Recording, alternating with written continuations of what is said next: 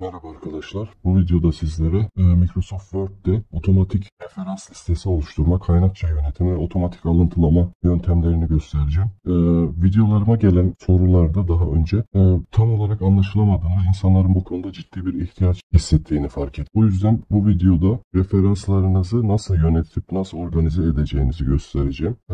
Dolayısıyla böylece ezbere APA formatını bilmenize gerek kalmayacak.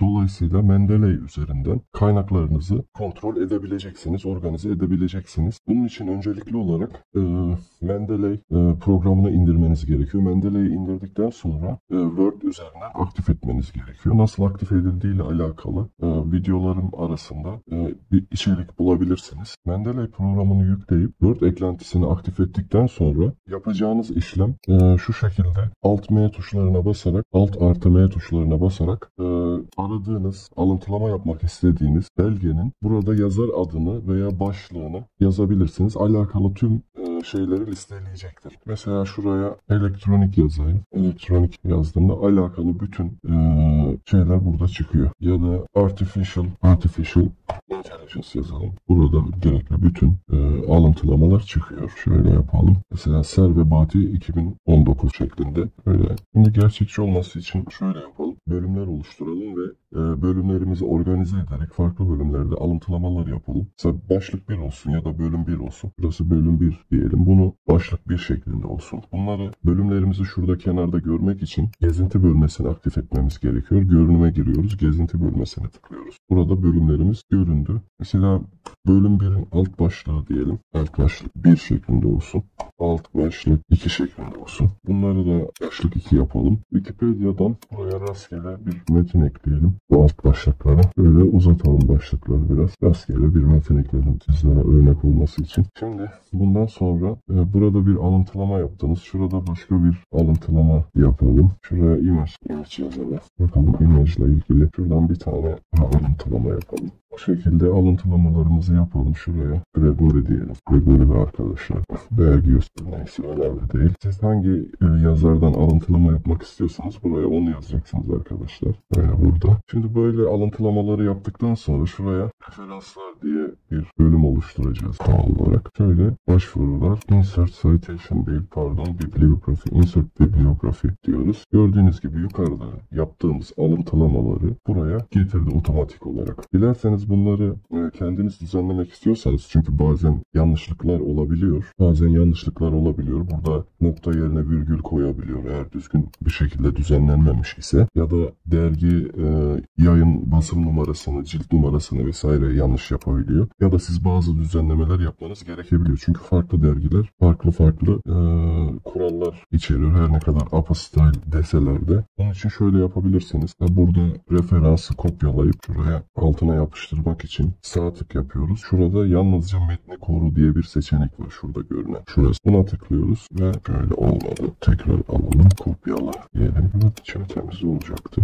Mesela arkadaşlar bir de Mendeley programı üzerinde düzenlemeyi göstereyim size. Şöyle Mendeley programını açtığınızda burada herhangi bir makaleye tıkladığınızda update sağa tıklayıp update details tıkladığınızda burada abstract kısmını değiştirebilirsiniz. Makalenin abstract kısmını direkt buraya kopyalayabilirsiniz. Zaten burada aynı, bazen bunlarda farklılıklar olabiliyor. Duyu numarasına ulaştıysanız makalenizin ve burada yazmıyorsa duyu numarasını buraya ekleyebilirsiniz. Şuraya yapıştır diyebilir seçip. Ondan sonra bazen yılında yanlışlık oluyor. 2017 yazıyor ama 2016 yılında yayınlanmış olabiliyor. Derginin adı mesela burada görünmüyor. Derginin adını ekleyebilirsiniz oraya. Ondan sonra baskı numarasını, cilt numarasını, sayfa numaralarını buradan güncelleyebilirsiniz. Mesela başka bir tane yapalım. Burada gördüğünüz gibi yıl bilgileri, baskı, sayfa numarası, cilt numarası vesaire yazıyor. Bunları değiştirebilirsiniz. Ondan sonra anahtar kelimelerini düzenleyebilirsiniz makalelerin. Burada duyu numarası var zaten. Bunları değiştirebilirsiniz. Bunları değiştirdikten sonra mesela şöyle şuradan bir kısmını silelim. Sildiğimizde Direkt oradan çıkar çıkmaz otomatikman kaydediyor. Belgenizin türünü buradan seçebilirsiniz. Kitap mı, kitap bölümü mü, makale mi, dergide yayınlanmış makale mi ya da başka türlü bir makale mi, buradan türünü filan seçebiliyorsunuz. Ondan sonra tekrardan Word'u açtığınızda burada alıntınızın, belgenizin bilgileri burada da güncellenecektir.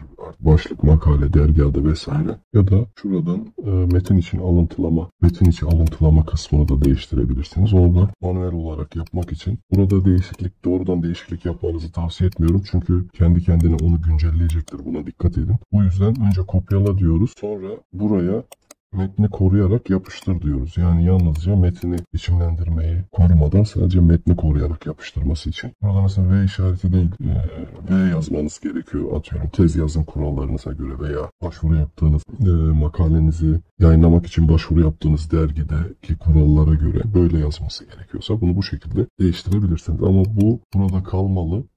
En sonki haline kadar, makalenizi tamamen tamamlayana kadar bu yine burada kalmalı.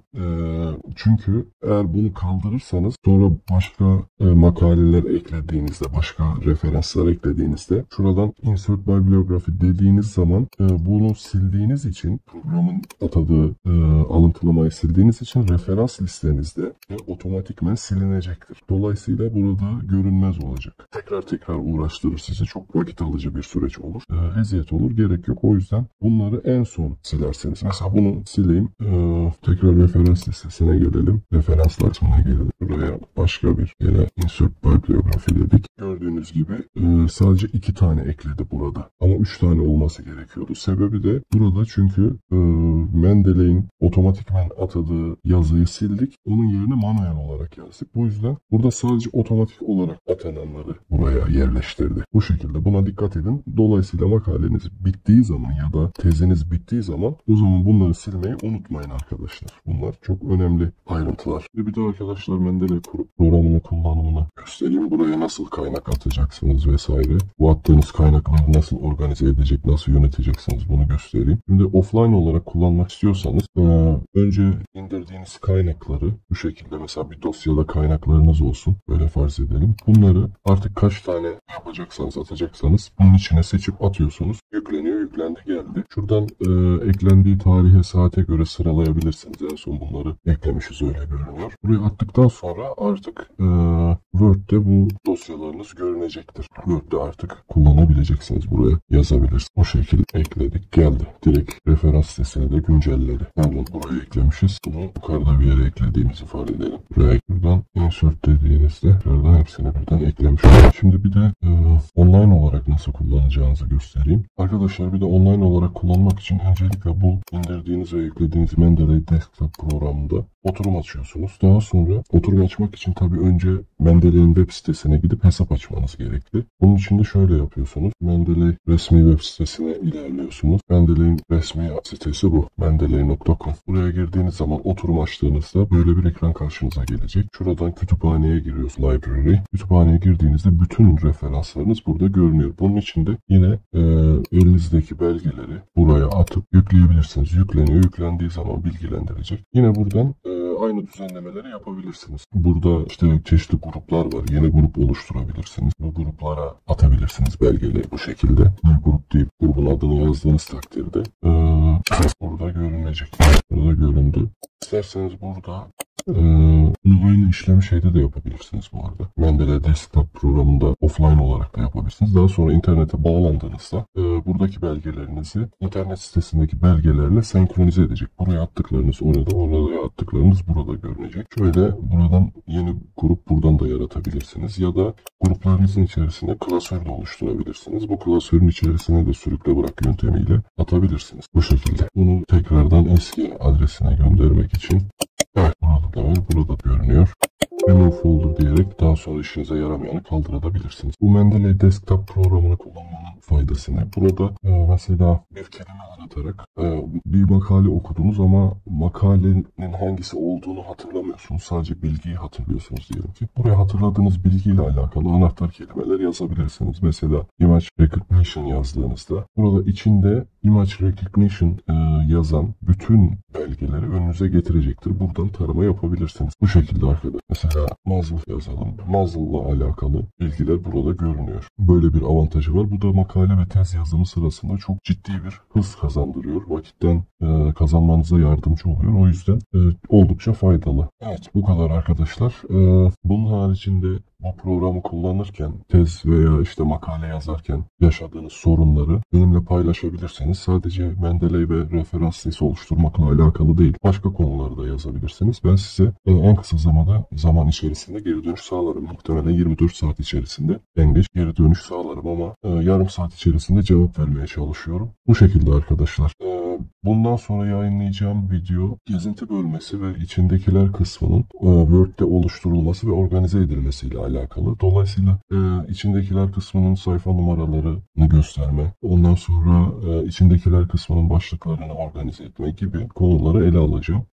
Bunun haricinde videolarımdan gelen geri dönüşlere bağlı olarak videolarımı güncelliyorum, içeriklerimi güncelliyorum. Ona göre içerik oluşturmayı planlıyorum. Faydalı bulduysanız beğenip abone olursanız sevinirim. Sonraki videolarda görüşmek dileğiyle. Esen kalın.